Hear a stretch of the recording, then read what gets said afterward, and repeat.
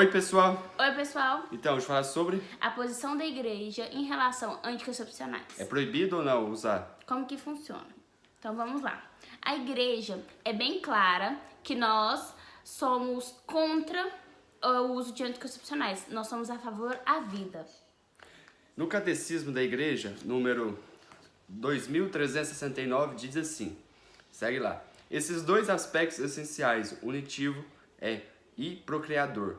O ato conjugal conserva integralmente o sentido de amor mútuo e verdadeiro e sua ordenação para a altíssima vocação do homem para a paternidade. Então quer dizer que todo o método, né, a questão anticoncepcional vai contra a vida, vai contra a essência da vida, né? Fala assim, sem o método concepcional o sentido amor mútuo e verdadeiro. Então, como o método não é um amor verdadeiro, porque você está privando, né? Privando de uma vida, privando ali um ato que Deus criou, né? Um ato de amor para a gente. E também no Catecismo 2366 diz assim, ó, qualquer ato matrimonial deve permanecer aberto à transmissão da vida. Então, se você é católico, como a gente, então você tem que estar aberto à vida. Não existe católico falando assim, só quer ter um filho. E tem muitas pessoas que casam hoje em dia e falam assim, não, eu tô casando, mas eu não quero ter filho.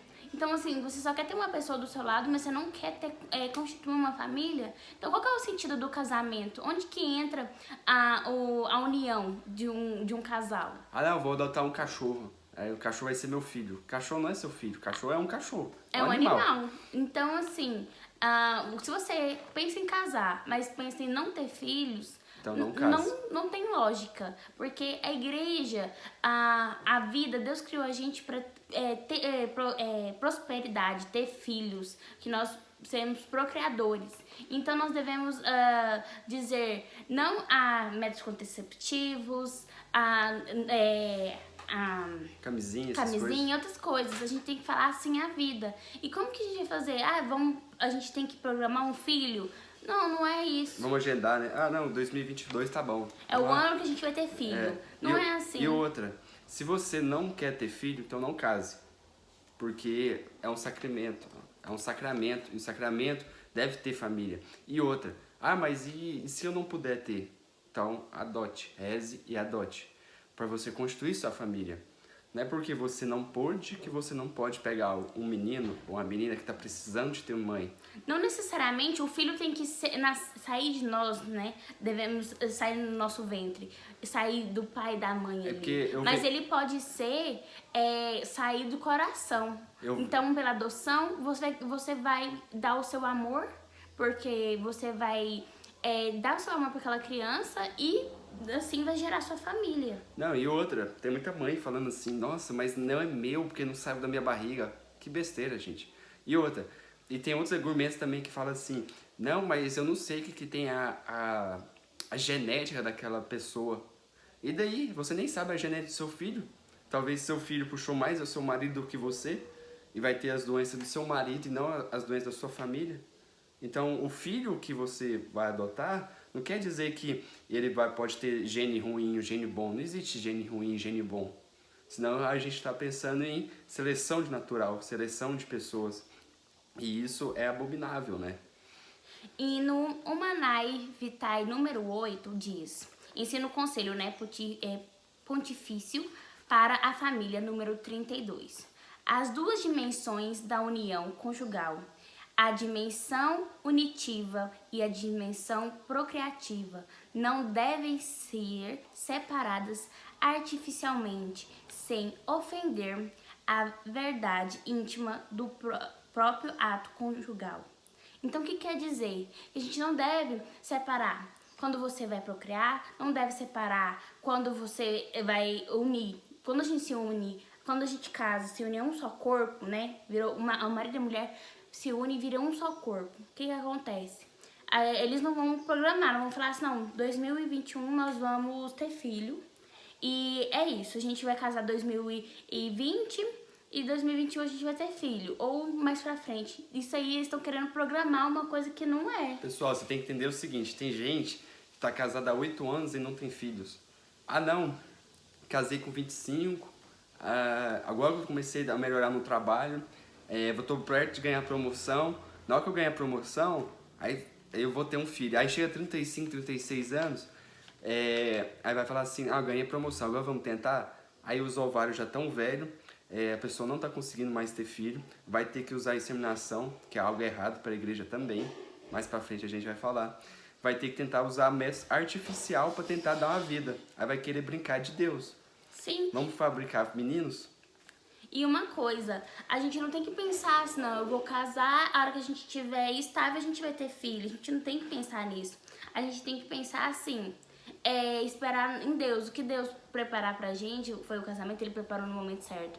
Se Ele quer que a gente tenha o filho naquele momento, Ele vai dar o filho. Então a gente não tem que se programar e nem pensar na melhor situação financeira. Hoje em dia as pessoas sempre pensam nisso. E aí, a hora que vai pensar ter filho, tá lá com 45 anos, a hora que... Já tá sendo vô, já. Né? E aí, eles querem tentar de tudo. E aí, eles não aceitam ter a adoção. E aí, querem implantar o bebê dentro da barriga. Sendo que não é assim. Gasta dinheiro que poderia estar ajudando mais pessoas, porque um tratamento desse aí não sai por menos de 30 mil reais, né? Pra você poder criar um filho. E aí... Esses 30 mil reais podia estar ajudando uma pessoa, podia estar doando para a igreja, podendo fazer viagem com seu marido, curtindo a vida. Sei lá, você podia fazer tanto com esse dinheiro. Mas tá ali tentando brincar. E aí, o que acontece? Você tenta ter esse filho e não consegue. O que acontece? Você frustra. Aí você quer ir para adoção? Não quer. Por quê? Porque seu coração tá dizendo, não, mas...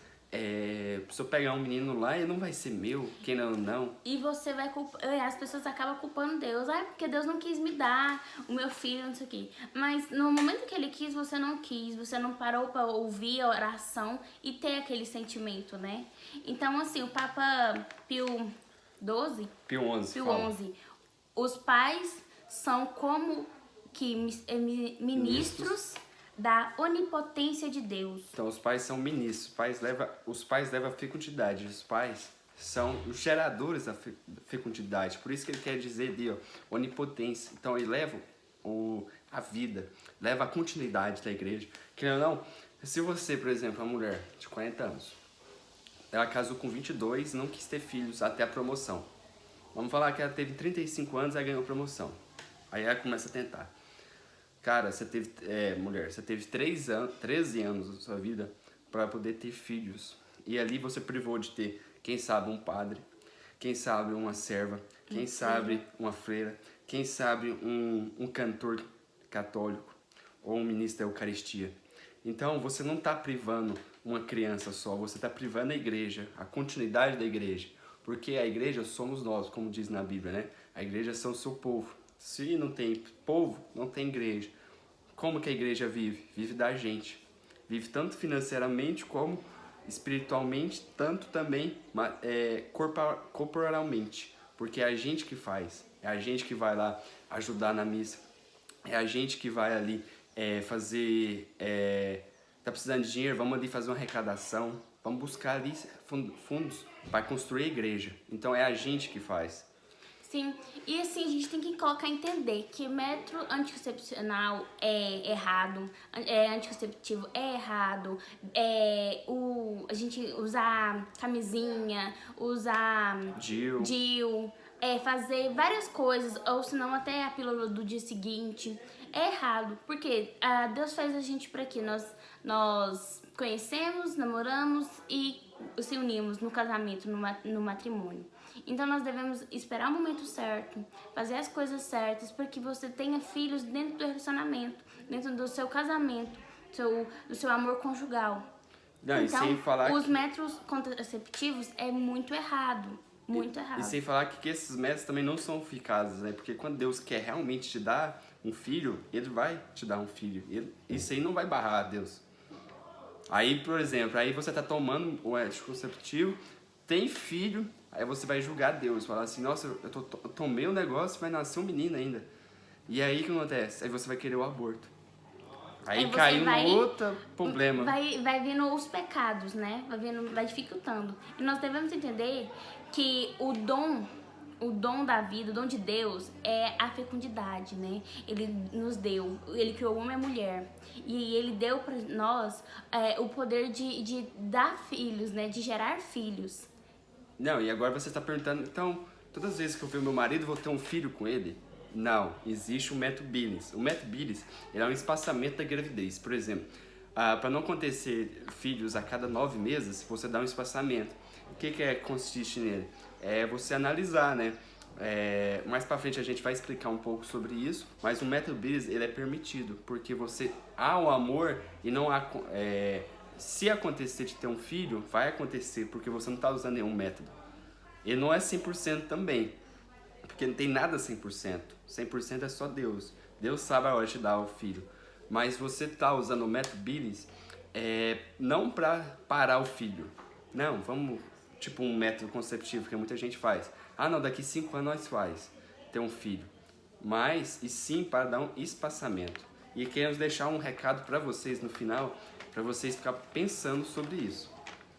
Então, vale recordar 4 consideradas mais importantes, né? 4 características. A primeira é entendimento da dimensão desse amor plenamente humano. A segunda é compreensão desse amor como forma total de entrega um para o outro, onde o egoísmo não tem lugar, mas sim a partilha entre si. E o terceiro, amor fiel e exclusivo, assumindo no dia em que recebeu o sacramento do matrimônio. E o quarto, um amor fecundo. Os cônjuges não se limitam na comunhão entre si, estão abertos a gerar novas vidas. E um recado meu, que a gente fala muito. Quando for casar, pense e reze também. Principalmente converse com seu esposo, sua futura esposa. Porque se ela não quiser ter filho, e o marido também não quiser, vai você, depois que casado, mudar essa ideia dela ou dele, vai ser muito difícil. Às vezes nem consegue, né? Nem consegue, então, aí você vai ficar chateado. Então a gente tem que tirar aquele negócio. Não, na hora que a gente casar, eu mudo aquela pessoa. Não. O momento de você conhecer a pessoa é no namoro, né? O momento de você discutir, perguntar, não, então vamos ou não? Porque ali não tem uma aliança, assim, uma aliança de corpo, né? Uma aliança onde o homem e a mulher vai ser só um. Mas ali é uma aliança só pelo coração, né? Uma afetividade. Então é ali que você tem que pensar. Então, assim, a gente tem esse vídeo sobre o namoro, como que você conversa no namoro. Vou deixar aqui embaixo na descrição pra vocês. E esse vídeo a gente quis trazer que o amor, gerar a vida, é mais importante do que usar métodos contraceptivos. Temos também vídeo falando sobre o aborto, qual que é o mal de fazer um aborto. Então vamos deixar todos os links aqui na descrição do vídeo. E a gente quis trazer para vocês entenderem que a vida é maravilhosa. Deus deu para nós o dom de gerar a vida, o casal, na união do matrimônio. Então nós deixamos esse vídeo para vocês e fiquem com Deus.